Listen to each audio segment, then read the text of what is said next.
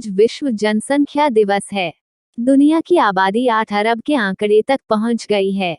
जनसंख्या के मामले में भारत 1.35 अरब की आबादी के साथ विश्व में दूसरे पायदान पर है। भारत दुनिया के सबसे ज्यादा जनसंख्या वाले देशों में से एक है और यहां 1952 में राष्ट्रीय स्तर पर भी सबसे पहले जनसंख्या कार्यक्रम लाया गया था। साथ ही यहाँ के लोग हमेशा से ही जनसंख्या के सवाल पर काफी सजग रहे हैं। 1950 और 1960 के दशक में सरकार ने लोगों द्वारा परिवार नियोजन को अपनाने के लिए बढ़ावा दिया। इसका मुख्य मकसद स्वास्थ्य और परिवार नियोजन के प्रति देश के लोगों को जागरूक करना था।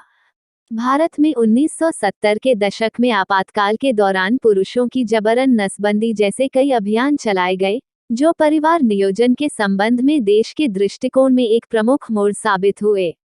परिवार नियोजन का विषय काफी समय तक सरकार की प्राथमिकता सूची में निचले पायदान पर पहुंच गया था।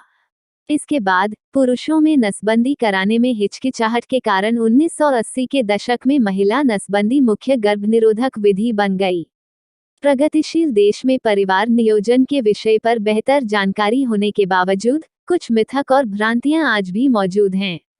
विभिन्न राज्यों में कई नीति निर्माताओं ने जनसंख्या विस्फोट और जनसंख्या नियंत्रण की आवश्यकता के बारे में चिंताओं को गलत बताया है।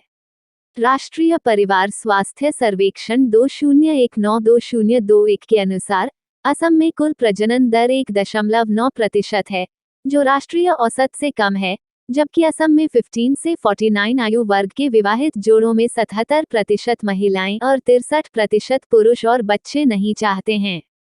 भारत में अगले 12 साल में जनसंख्या वृद्धि के अनुमानित स्तर पर पहुंचने से पहले स्थिर होने की उम्मीद है। भारत में बुजुर्गों की आबादी 2025 तक कुल आबादी के अनुपात में 12% तक बढ़ने का अनुमान है।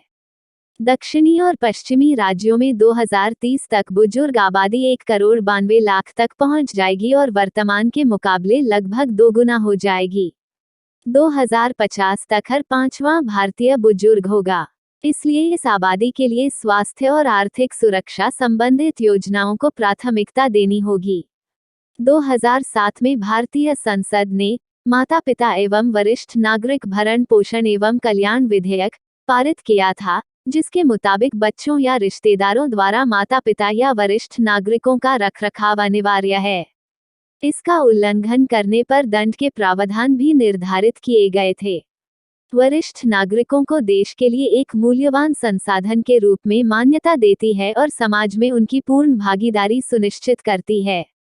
परिवार नियोजन और विकास कार्यक्रमों को मजबूत करने के माध्यम से विवाहित जोड़ों की स्वयं के सकारात्मक प्रजनन विकल्प अपनाने में मदद की जानी चाहिए। सभी स्तरों पर सरकारों को स्वास्थ्य देखभाल पर अधिक खर्च करने, व्यापक यौन शिक्षा और यौन एवं प्रजनन स्वास्थ्य सेवाएं मुहैया करवाने की आवश्यकता है। हमें कौशल शिक्षा के क्षेत्र में निवेश करना चाहिए, पुरुषों और महिलाओं के लिए आजीविका के अवसर उत्पन्न करने चाहिए। अवेकन टुडे न्यूज़ की रिपोर्ट।